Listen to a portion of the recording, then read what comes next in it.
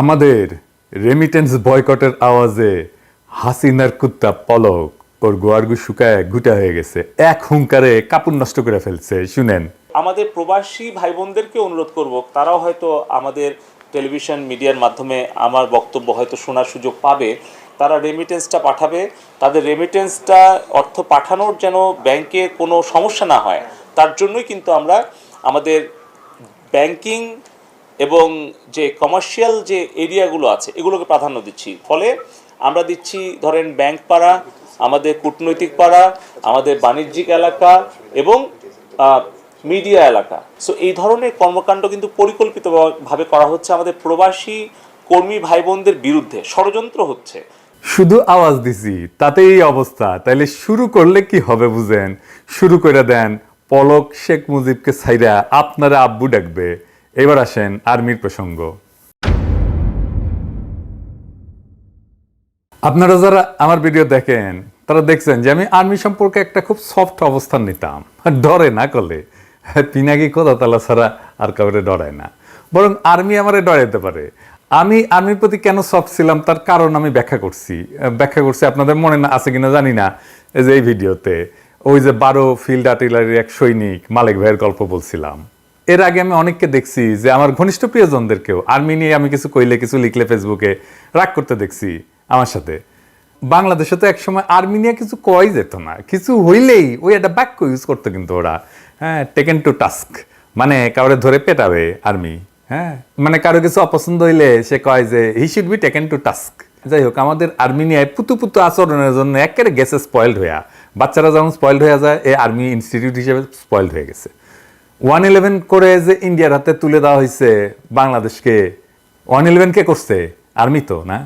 2018 সালে স্ট্রাইকিং ফোর্সের নামে পাহারা দিয়ে নৈশভোট করতে দিছে কে? আর্মি তো। এটা বিবিসি রিপোর্ট দেখায় আপনাদেরকে।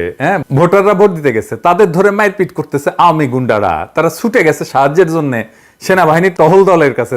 তারপরে তারা কি করে চম্পট দেয় দেখেন।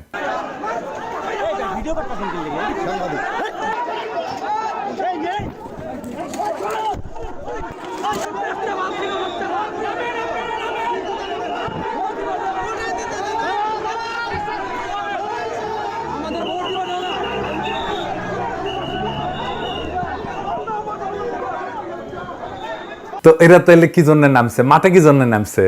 গাড়ির তেল কেন খরচ করছে? এই ট্রুপস নেই কেন নামছে? ওই ঘটনা, ওইটা দেখার পরে এই সেনাবাহিনীর উপরে মানুষের রেসপেক্ট, ভালোবাসা সব গেছে, 50% চলে গেছে। আর এখন এইবার বাকিটা গেছে। আমরা আরো ভালো করে যাওয়ার ব্যবস্থা করে দেবো। তো লজ্জা লাগে না ভাই? যান আপনাদের ইলেকশনের আগে সে কি রোয়া ভ্যান করবো ত্যান করবো, আপনারা ভোট দিতে আসেন, অমুক করেন তমুক করেন। দেখেন পরিকল্পনার কথা করছে ইলেকশনের আগে। পরিকল্পনা কি? এ বলছেন পরিকল্পনা কি? 299টি আসনের জন্য আমরা বেসিক্যালি প্রিপারেশন নিচ্ছি। আমাদের কন্ট্রোল রুমে যেটা কাজ হবে, আপনারা এই যে ম্যাপ দেখতে পাচ্ছেন আসন ভিত্তিক প্রার্থীর পরিসংখ্যান, এই ম্যাপটাতে আছে হলো গিয়ে আমাদের কোন জায়গায় কতগুলো প্রার্থী আছে, স্বতন্ত্র প্রার্থী এবং অন্যান্য প্রার্থী যারা আছে।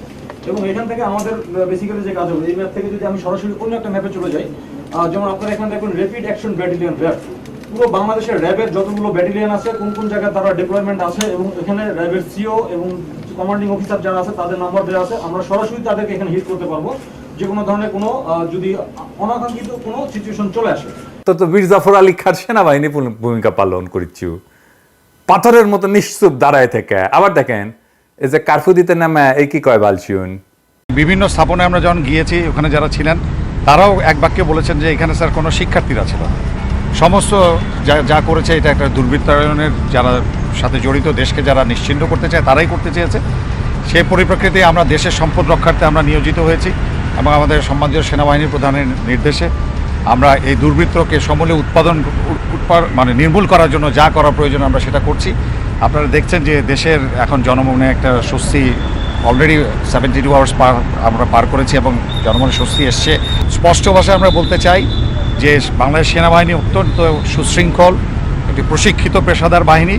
আমরা আমাদের কার্যপরিধি সম্বন্ধে আমরা জানি এবং যে উদ্দেশ্যে আমরা এসেছি যে দুর্বৃত্তদেরকে নির্মূল করা এবং জনমনে স্বস্তি ফিরে নিয়ে আসা, সেটা আমরা ইনশাল্লাহ পুঙ্খানুপুঙ্খভাবে করব এবং জনমনে দ্রুতই স্বস্তি ফিরে আসবে বলে আশা করি। শুনেছেন দুষ্কৃতিকারী নাকি আমাদের ছেলেরা?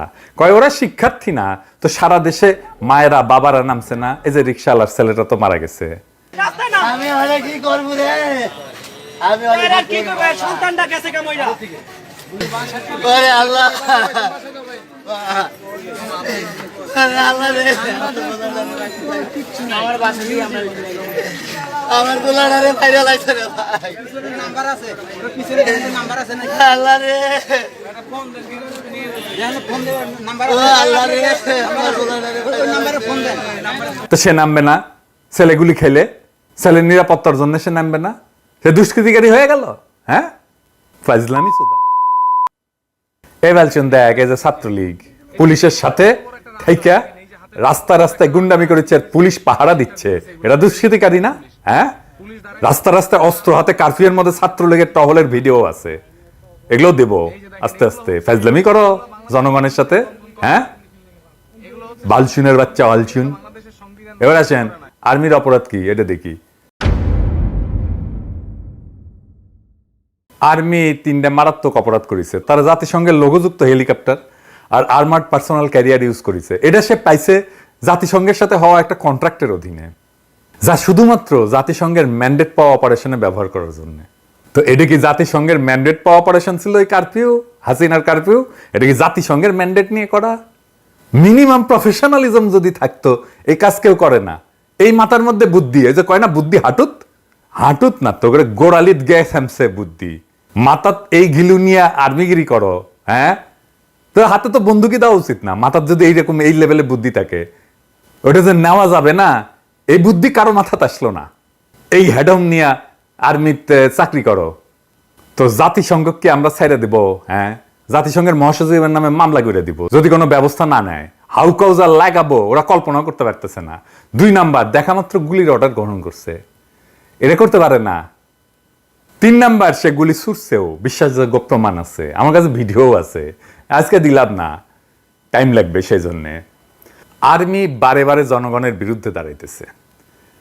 আর্মি একটা বিজ্ঞাপন করে না, আমি কে? হ্যাঁ, এ শুনেন না, শুনেন। হ্যাঁ, আমি কে? আমি একজন গর্বিত সৈনিক। আমি অজেয়কে জয় করব। আমার কাছে পরাজয়ের কোনো স্থান নাই। সবাই যেখানে থমকে দাঁড়ায় আমি সেখান থেকে শুরু করি। আমি সব সময় শুনেছেন? তুমি আমার বালডা, আর তুমি মির্জাফরের প্রেতাত্মা, যার জন্য আমাদের 200 বছরের গোলামি করা লাগছে। তুমি ইন্ডিয়ার লেসপেন্সার।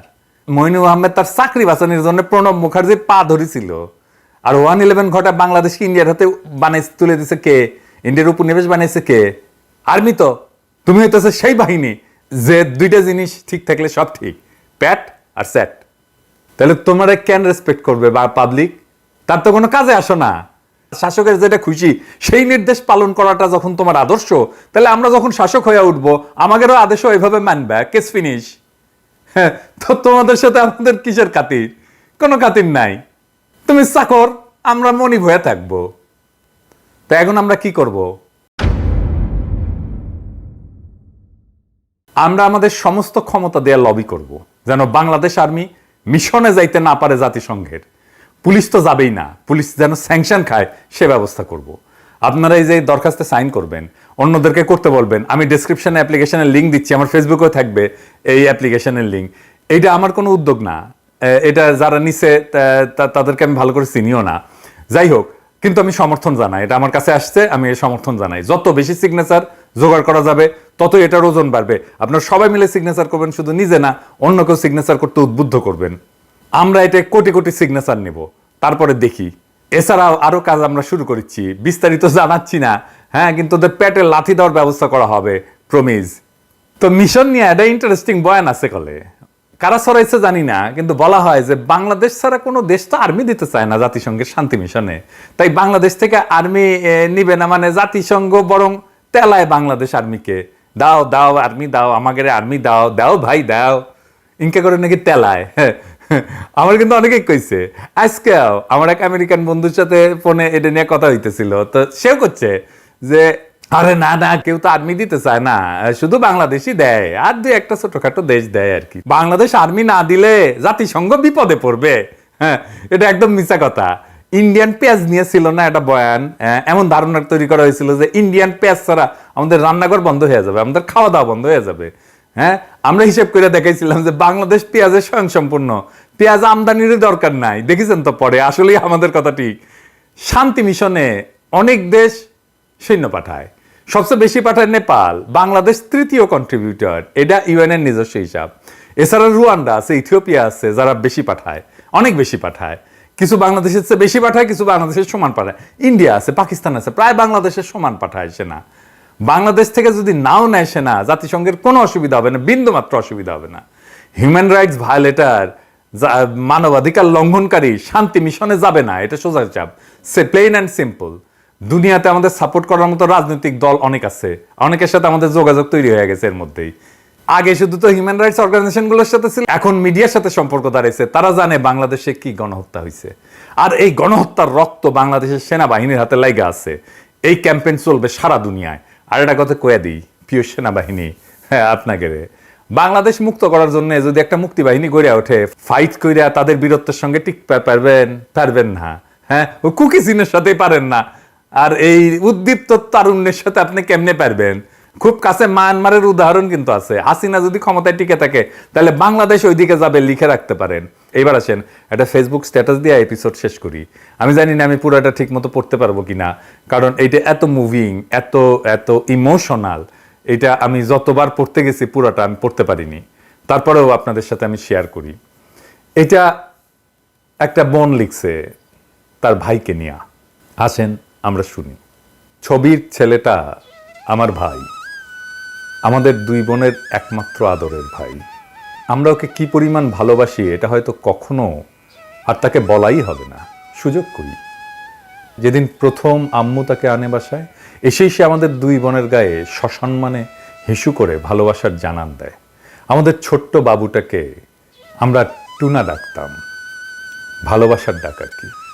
ছোট্ট টুনা বড় হয়ে বড় টুনা হইল, কিন্তু টুনাই রয়ে গেল, আমাদের কাছে সৈকত হতে পারলো না। কি রাগ তার! আমাকে বন্ধুদের সামনে টুনা ডাকবে না তো সেবন্তী আপু। 11ই সেপ্টেম্বরে তার 20 বছর হওয়ার কথা ছিল। জন্মদিনের কয়েকদিন আগে থেকেই গান গাওয়া শুরু করত। সেবন্তী আপু, কি কেক বানাবা তুমি? কত হাসি খুশি ছিলাম আমরা, এখন বুকে খালি হাহাকার। কি যেন নাই, নাই তো নাই। আমাদের কলিজাকে গুলি করে মারা হয়েছে। আমার ফুলের মতো ভাইটাকে ঠান্ডা মাথায় টার্গেট করে মাথায় গুলি করা হয়েছে। বাবার কাছে ছেলের লাশের চেয়ে ভারী এই পৃথিবীতে কিছু আছে? বিচার কাকে দেব? আল্লাহর কাছে দিলাম। আমার আল্লাহ কখনো কারোর সাথে অবিচার করতে পারে না। হাসরের ময়দানে বিচার করবে আমার আল্লাহ। আমি জানি না আমরা আর কখনো মন খুলে হাসতে পারবো কিনা, ওর পছন্দের কিছু খাইতে পারবো কিনা, কখনো সত্যিকারের ভালো থাকবো কিনা, কিচ্ছু জানি না। শুধু জানি আমার ছোট্ট ভাইটা নির্দোষ। সে ছোট্ট একটা বাচ্চা ছেলে যে বীরের মতো বন্ধুকে বাঁচাতে গিয়েছিল। কারণ এটাই তার পারিবারিক শিক্ষা যে কাউকে বিপদে দেখলে সাহায্য করতে হয়। কখনো আর ভাইকে দেখতে পারবো না, জড়িয়ে ধরতে পারবো না, গালে কপালে জোর করে চুমু দিতে পারবো না, আর কখনো বলতে পারবো না টুনা কয়েল ধরায় দে, টুনা পানি দে। আমার ভাই শহীদ। শুক্রবার দিন দুপুর 3:37 আমার ভাইয়ের মাথায় গুলি করা হয়েছে। মুসলমানদের জন্য শুক্রবারের মৃত্যু হচ্ছে স্বপ্ন, আর তার উপরে মহররম মাস। জান্নাতে সবুজ পাখি হয়ে ঘুরে বেড়াচ্ছে আমার ছোট্ট বাচ্চাটা। আমরাও অপেক্ষায় আছি কবে পাখির সাথে দেখা হবে আবার। বিশেষ দ্রষ্টব্য, সবাইকে জানাতে চাই আমার ভাই শহীদ, ও নিষ্পাপ। সবাইকে জানাতে চাই সে কখনো কারো ক্ষতি করেনি। মোহাম্মদপুর স্কুলের ছাত্র, কি নিষ্পাপ ছেলেটা। মেয়েটা একটা ভিডিও দিয়েছিল কয়েকদিন আগে, লিখেছিল বেরু করতে যাই। ছেলেটার শেষ ভিডিও। এমন হাজারো গল্প আসবে, আমরা জানি। আমাদের সন্তানদের যারা এইভাবে হত্যা করেছে তাদের ক্ষমা নাই, কেউ থাকুক আর না থাকুক। আমি একা ধারায় ওদের জান কালা কালা করে দেব, এটা দেশবাসীর কাছে আমার শপথ। শেখ হাসিনার এই বর্বর শাসনের অবসানের আগে আমরাও জিরাবো না। ইনকিলাব জিন্দাবাদ।